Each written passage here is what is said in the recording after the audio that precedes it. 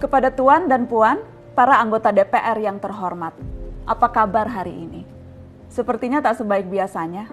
Sama, di sini pun begitu. Kita semua memang sedang diuji. Hidup memang tak selalu baik, kan? Seperti kami-kami ini, Tuan dan Puan juga mungkin lebih banyak bekerja di rumah. Kalau lihat siaran sidang atau rapat terbuka di gedung DPR sekarang sih kelihatannya banyak kursi yang kosong. Tapi biasanya juga kosong kan ya? Tuan dan Puan anggota DPR yang terhormat. Saya perhatikan parlemen-parlemen negara lain fokus melawan corona. Tapi rasa-rasanya isu-isu yang keluar dari Senayan belakangan kok kebanyakan tidak terkait corona ya? Kami malah membaca DPR bersemangat membahas isu-isu lain. Contohnya, rancangan undang-undang cipta kerja yang banyak ditolak karena dinilai mementingkan kepentingan investor di atas kebutuhan pekerja.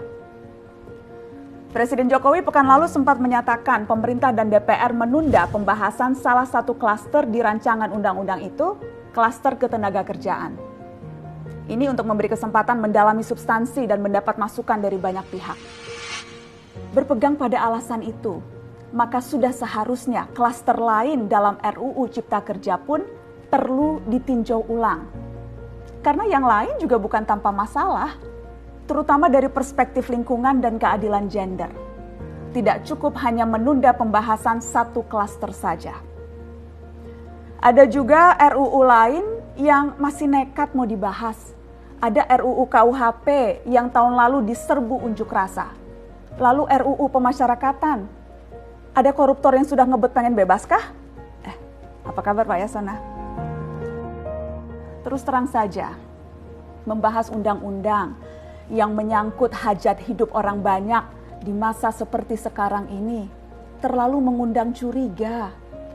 Gara-gara pandemi yang pada jatuh cinta saja berani menunda nikah loh. Ini kok DPR buru-buru banget kayak lagi kejar setoran? Tidak ada undang-undang yang tidak penting, semua penting. Justru karena undang-undang itu penting, aneh jika pembahasannya diseriusi di waktu seperti sekarang. Saat di mana perhatian dan konsentrasi kita sedang terkuras bertahan hidup di tengah wabah.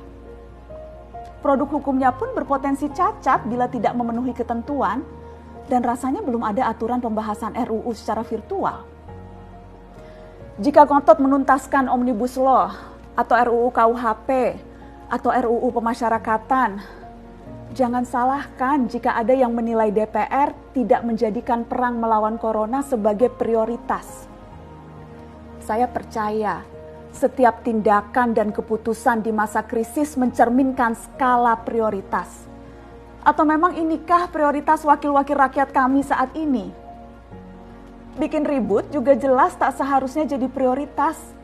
Satgas COVID-19 DPR kemarin dikabarkan mengimpor jamu ilegal dari Tiongkok secara besar-besaran untuk pasien positif virus corona. Satgas kemudian membantah itu, katanya ini diproduksi di Jakarta dan merupakan sumbangan Wakil Ketua DPR RI Sufmi Dasko yang akan dibagikan gratis ke berbagai rumah sakit.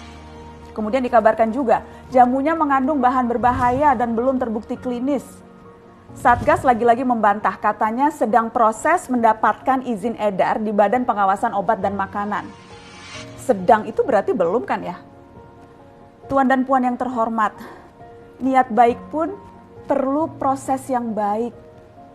Proses yang semrawut hanya akan disusul polemik. Sementara sekarang kita sedang banyak-banyaknya menaruh harapan kepada negara. Tindak tanduk DPR salah benarnya akan selalu dilihat.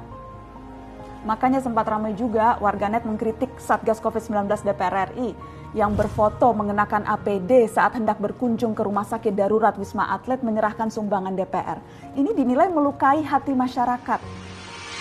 Tenaga medis kita saja bertaruh nyawa benar karena kekurangan APD. Tidak ada yang meragukan jumlah sumbangan DPR. Kami yakin pasti banyak, namanya juga DPR, beli ribuan rapid test saja mampu, ngeborong jamu apalagi.